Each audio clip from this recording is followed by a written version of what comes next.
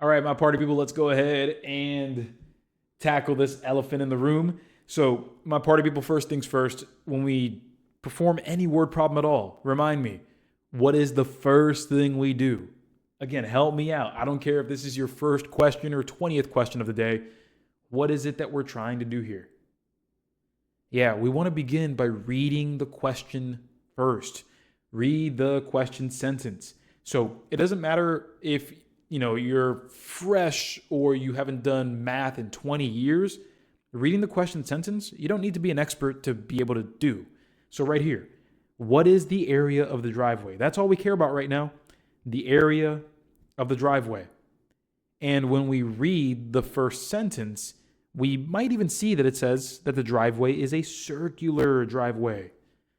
Everybody, you tell me, when we think of area and anything circular, is there a formula that should be coming up to the top of our head, top of mind immediately, especially if we're doing this during a test?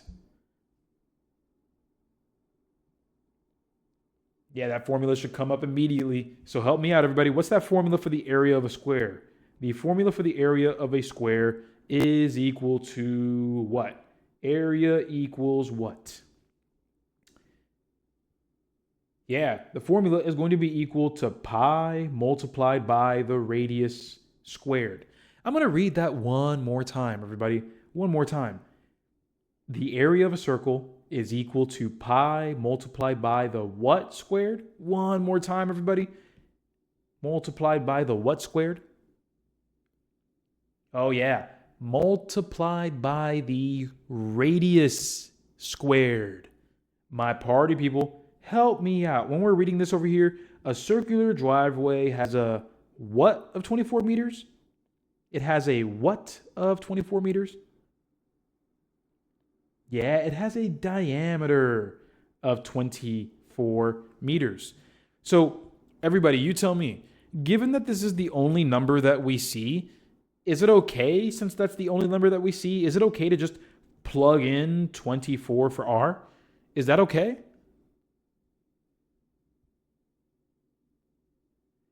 Given by Mariah's response, I'm going to assume that, like the rest of you, the answer is no. And this is where we start really learning from this problem. This is where we really go from confusion to confidence, because we start seeing where our cracks are. Our crack here was, hey, look, this formula accepts the radius. We tried to plug in the diameter. That doesn't go in there. That does not belong. So all we need to do, everybody, is go from the diameter being 24, going from that to getting the radius. Everybody, how do we go from the diameter to the radius? What do I need to do to the diameter to go down to the radius? What do I need to do here? Yeah, divide by 2. Remember, the radius goes from the center to the edge. The diameter goes edge to edge. So if we cut out or cut in half the diameter, we will get the radius. Half of 24 is going to be 12. So that's the true value I should be plugging in. I should truly be plugging in 12. So we have area equals pi multiplied by 12, the radius, squared. That's what we should be doing, everyone. This is where we should be at. So let me just move that up here to make that a little better. And help me out, everybody. 12 squared, that's the same thing as 12 times 12. So what is 12 multiplied by 12? Yeah, that'll be 144. Perfect. And because of what they say in the problem, we're not done. What do I need to replace the pi with, everybody? What do I need to replace pi with? Right, that's going to be 3.14. Exactly. So we have the area equals 3.14 multiplied by 144. That's what's going to get us our complete correct answer. That's how we're going to get there.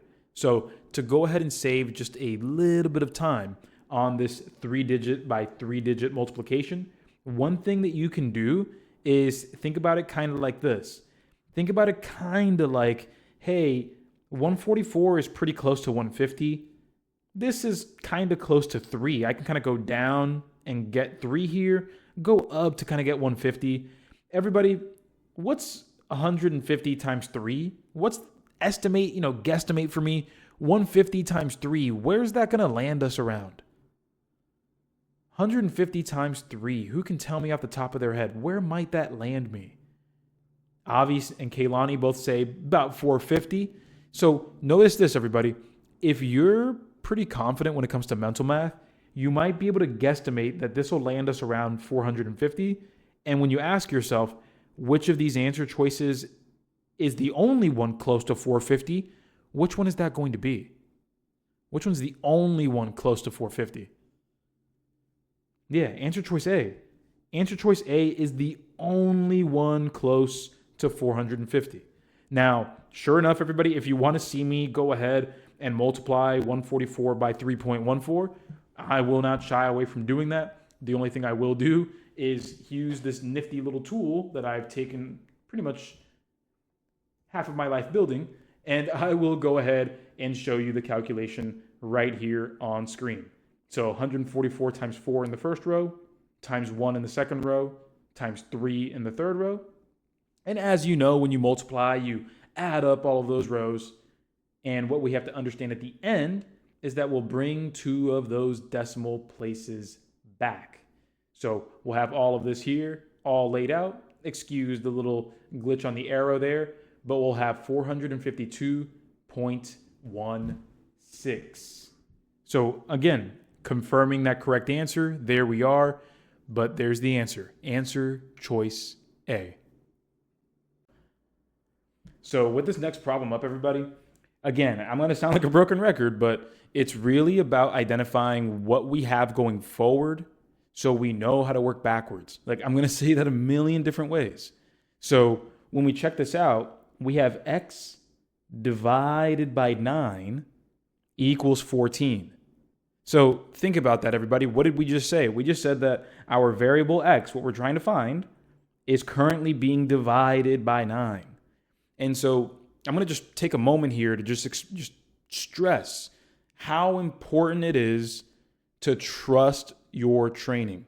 Because I know so many of my former students that in the beginning, what they might actually do, because they freak out a little bit, because they don't like fractions per se, they might go ahead and treat this as, oh, let me just subtract 9 on both sides. Let me just hope that works because I see a clean number there, 5, that I recognize, and I'm going to pick that because it feels safe.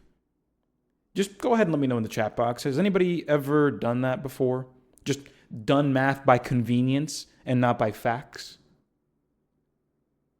I appreciate you guys for being honest about that. I really do appreciate that honesty because, again, being honest about those little quirks and mistakes can help us get to a place of confidence.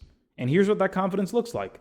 Trust that once we identify what the operation is going forward, just do the exact opposite, again, on both sides. So here, dividing by 9 means we will multiply by 9.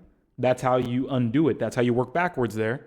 And what you'll notice is that if you take a number, you divide it by 9 and multiply by 9, you're going to end up at the exact same number. It cancels out, exactly like we needed.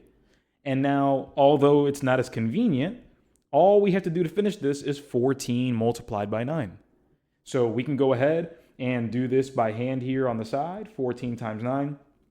4 times 9 will be 36. 1 times 9 is 9, carrying that 3 gives us 12.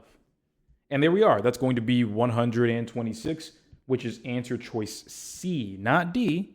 Don't get tempted into that. But it's answer choice C, following the steps properly. And there we go, everybody.